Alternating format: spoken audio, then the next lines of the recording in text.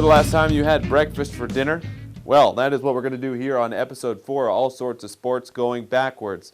Andrew Callahan alongside Pat Huggins and John Buffone, as always, with the Lebanon Daily News Sports Department podcast.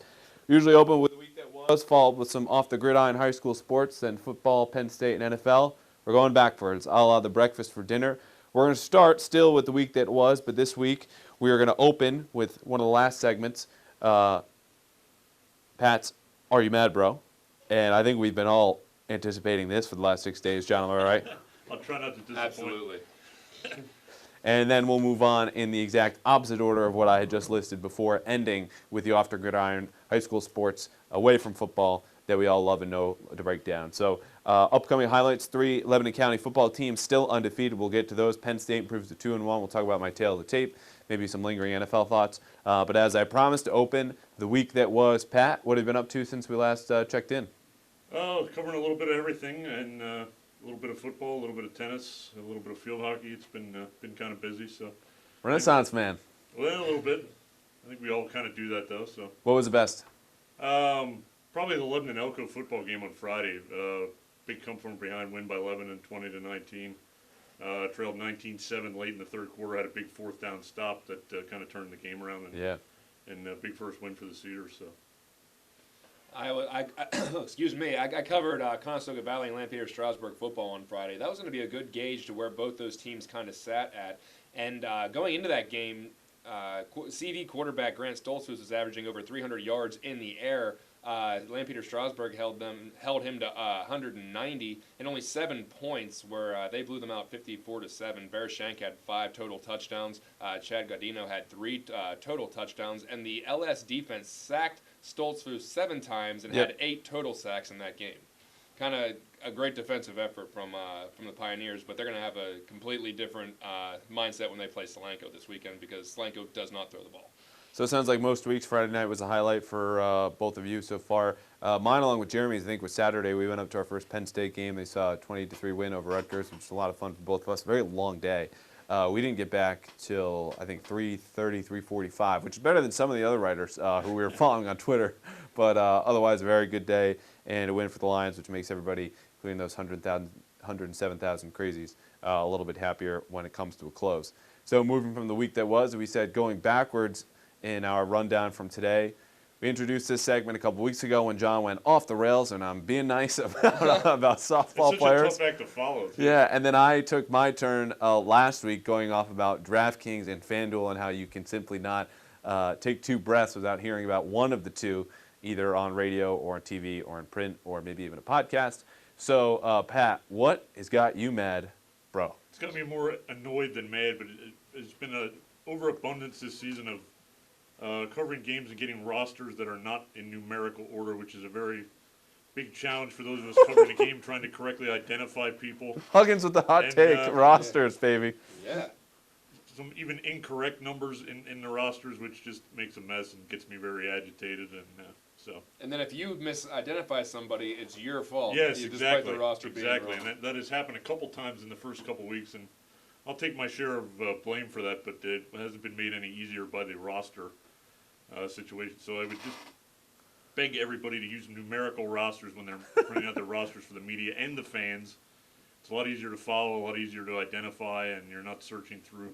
And for whatever reason, trying to pick out everybody. This isn't coming off as blazing hot as the past couple of weeks. I'll badge for Pat because this is infuriating, and particularly when it comes to Football Fridays. Because you've got those numbers, and everyone sees us, and deservedly so. It's our names attached to the articles, whether online or in the paper, perhaps the photos. Yeah. And then you got a kid who's misidentified, and you go, well, this is what I had to work with. So it doesn't make anybody look good.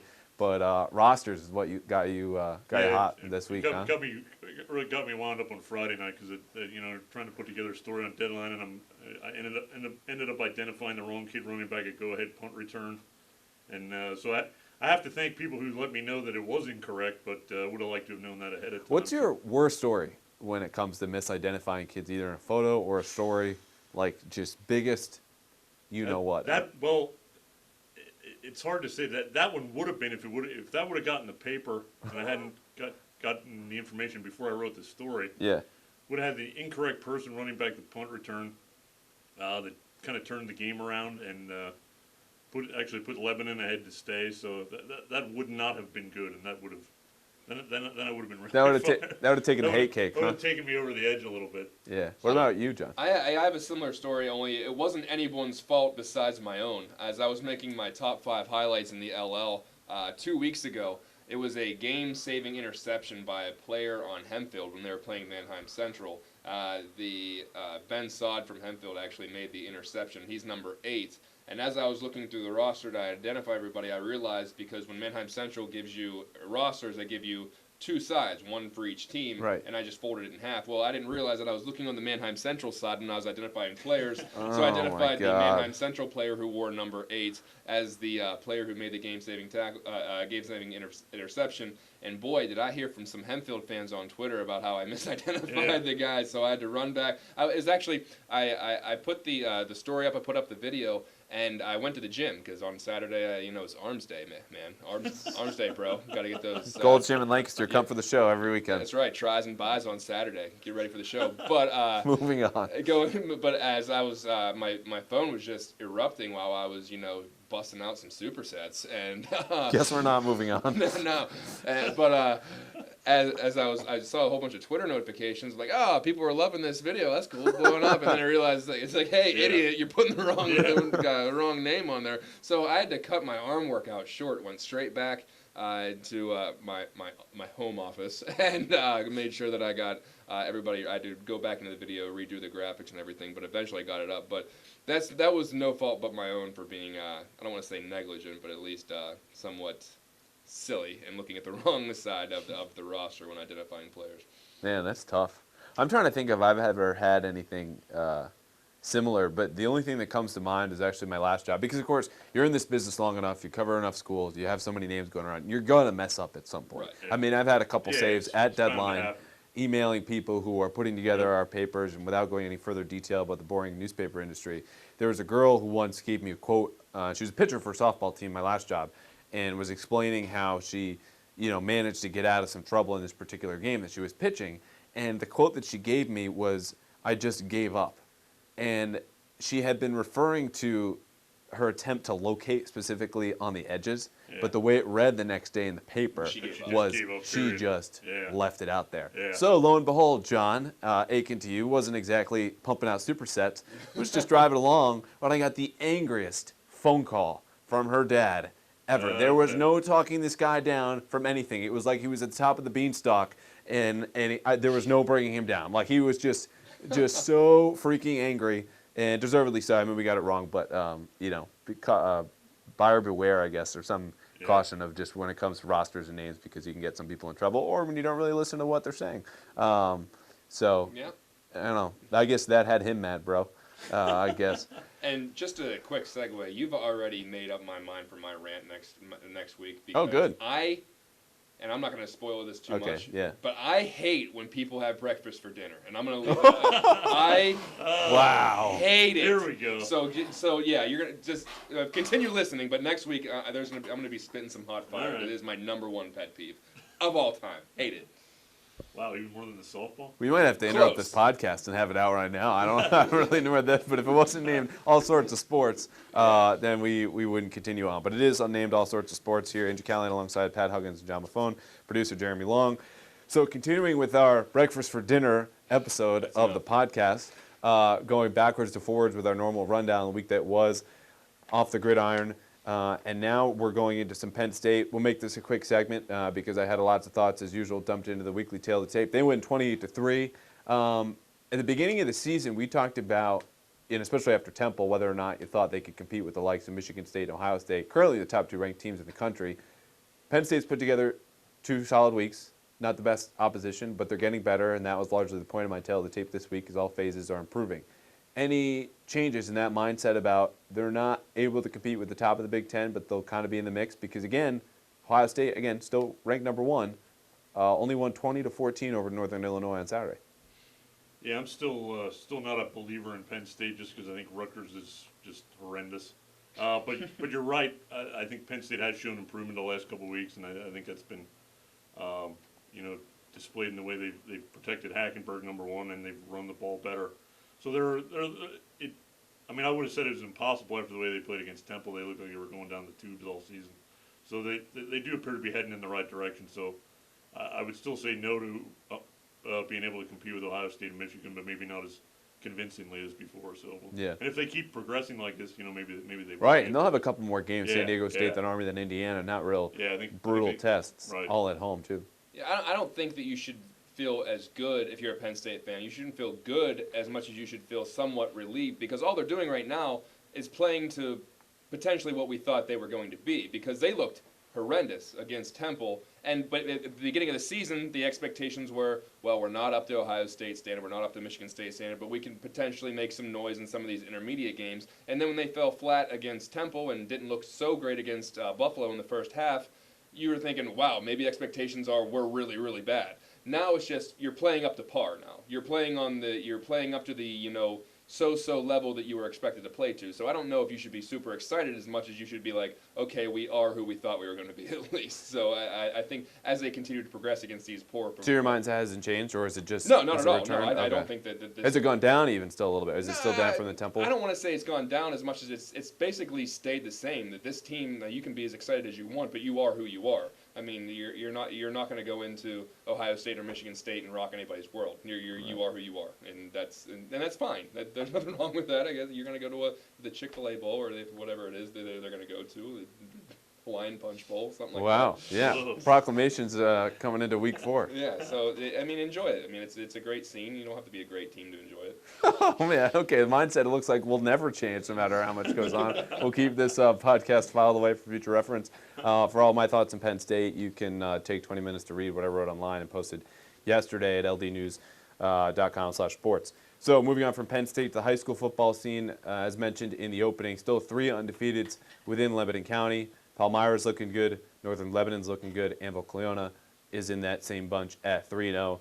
Little Dutchmen are going on the road to open section play at Donegal. Donegal hasn't looked so strong so far. Palmyra is playing against Trinity. Pat, you'll have that game, and Northern Lebanon will take on Ephrata at home. Ephrata, long been a down program in the LL. Looks like the Vikings will go to 4-0. But how about those other 2 games? Do we see Anvil tripping up on the road at Donegal? I really don't. I think, I think Anvil's playing well enough that they can go in there. Normally, a trip to Donegal can be a little tough. That's been traditionally kind of, for whatever reason, a tough place for Lebanon County teams to play.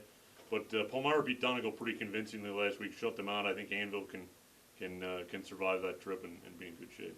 Yeah, I think they'll come out a winner as well. I guess out of all 3 of those, we're going to ask which is the most likely to lose, or who would you, if you had to pick one, who do you think would lose? I guess you would say Palmyra, Pat, going against Trinity, a solid program there. I think that would probably be the best bet, although I think Palmyra has a good shot to stay unbeaten as well. But yeah, of the three games, I think Palmyra has potentially the toughest one with Trinity. By default, basically. Yeah, more so that not anything negative on Palmyra. Yeah, none of us see Ephrata beating Northern Lebanon or Donegal beating Anvil Cleona. No, not at all. So I'd probably put the chances then of us seeing 3 4-0 teams just above 50%. I would say above that, yeah, because I can definitely fair. see Anvil Cleona and Northern Lebanon winning their games, and then Palmyra has a chance to beat Trinity as well. So there's a chance that we're doing this exact same thing next week to say who's gonna out of these 3 undefeateds who's gonna trip up. So yeah, I say there's a more than 50% chance. Other games in Lebanon County, Warwick at Cedar Crest, which had a good showing for most of 4 quarters against Manheim Central, eventually fell, but Logan Horn emerging as the new quarterback for them, just a freshman, of course, younger brother of Evan. Other games to note, Lebanon gets a visit from Cocalico, who's looked very good as expected and one of the more consistent teams in a pack Section 2. And otherwise, it should be a very entertaining week here for Lebanon County football. I feel like I left somebody out there. Are we good? I think we're good. I think we're good. I think you got everybody. Cedar Crest, Warwick, and Did we get Elko, Pequay Valley? Elko, Pequay Valley. That was the last How one could we because forget that? we touched upon it in the Game Time TV show. Yes. And so for a fuller breakdown there, Elko still 0-3. Tough luck for them. Welcome to the Braves who come in at 2-1. They open section play at home. They really got to get this one. And you'll see whether or not we think that they do in our picks later on this week. So from the gridiron to off the gridiron, there's been a ton of action in individual and team respects with soccer, field hockey. Golf's just about to wrap up. I'll start out with my highlight in this regard. Reagan Hess, a junior over at Anvil Cleona Girls Soccer, broke the program record for individual goals scored. Matt Light doing that for the boys just a year ago. Anvil Cleona had a tough 5-1 loss to Elko at the beginning of the year after so much hype preseason, which also might have been my fault. But she came on strong, broke the record, and speaking with her and her coach, they say they wanted to kind of get it out of the way early so they could focus on the team goals, and I think they've still got the potential to do so. Pat, you're going to Palmyra field hockey tonight against Lower Dauphin. Yes. Is that your highlight of this week and next, or is Yeah, something else sticking out to you off the gridiron? I would say that'll be the highlight. That's of course two perennial powers going at it. State powers, really. State powers, yeah. Rematch of the AAA district title game last year. You know, they're in the same division, play each other twice. They're both undefeated so far this year. It's just a great rivalry, and a, you know, whether you're, you know, obviously not everybody is a field hockey fan, but that is very high level stuff when Palmyra and Lower Dauphin get together, and I think more of the same is can be expected for tonight. It'll be interesting to see what happens. Off the gridiron? I got a chance to see the Elizabethtown girls soccer program twice in the last week, and they are the cream of the crop at Section 2 again after making a pretty good state run last year. I saw them play Cocalico. Cocalico, another great squad, but E-Town edged them 2-0. They just look technically sound. They're more technically sound than most of their opponents that they play. They beat Cocalico 2-1 actually. After Cocalico came off of a zany 9-7 win over Warwick, in which Emily's working had a safety and a touchdown. Yeah, Emily's working from Cocalico scored 8 goals in a game. Wow. So and coming off of that, she didn't score 1 goal against E-Town. They're just very technically sound. They have some great players in Maddie Moore. They have a freshman in Morena Lenardi who scored in 2 consecutive games against Cocalico and then Manheim Central last night. They defeated Manheim Central 5-0 last night, looking very sound. They have one of the best players in the LL in Talia Grinkovitz, and she's a little banged up right now, so she's not getting as many minutes as she normally does, and they're still playing at a very high level. That's a team to watch as the season progresses and as the playoffs begin. Now, we just both hit upon girls soccer. I'll wrap up with the boys soccer match I saw last night. Rare in that the two teams don't meet very often, and also even rarer that you don't have 4 penalty kicks. Yeah, that's Elko knocking off Palmyra 2-1 Monday night in Myerstown, and Palmyra's Robbie Hanasek, who has really been their offense so far this year, left with an injury, obviously had a big impact upon the game, but Elko had the better of play overall, a slight edge in the second half, and was able to ride that, the 2-1 victory. Raiders are 5-1 in the last 6 games, and after a tough 0-2 start, I think they're really starting to come on. That one loss, overtime to Lancaster Mennonite, perennial Section 3 power, and I think it's going to be a real tight spot in that Section 3 race, assuming that the likes of Elko and Anvil are in there with Mennonite, and of course you've got some other teams right behind them with Donegal and Peckway Valley to keep an eye on for the rest of the year. Elko looking good though, and they typically do, maybe not the beginning, but towards the late part of the year. We saw how far they nearly made it to the state tournament a year ago, so keep an eye on the Raiders as we move forward. Now, before we wrap up episode 4, which has been the breakfast for dinner episode of All Sorts of Sports, we'll give you a quick preview because this is really intriguing to me, and I don't want you to go more than about 10, 12 seconds here. But why is breakfast for dinner like a cardinal sin in the book of John Buffon? Anyone who's in my family or has ever been around me for an extended period of time, when they mention the word, first of all, I gag when I hear the word Brenner. I can't stand that. It's also not a word. So. It's not a word. But just the fact that you would sit down at 7 o'clock or 8 o'clock at night and start cooking things that I don't know. Maybe it's some kind of phobia or something that I have. I can't stand someone making scrambled eggs or an omelet at 7 o'clock at night, or having breakfast sausage and things like that. It's just some quirky thing, and you know what? People celebrate it, and it shouldn't be. It should be illegal. So there's your tease. We're gonna go into the mind of John Buffon and the dark corners of why he hates breakfast for dinner in episode 5, All Sorts of Sports. But in the meantime, for Pat Huggins and John Buffon, producer Jeremy Long, this is Andrew Callahan signing off. We'll see you next week in All Sorts of Sports.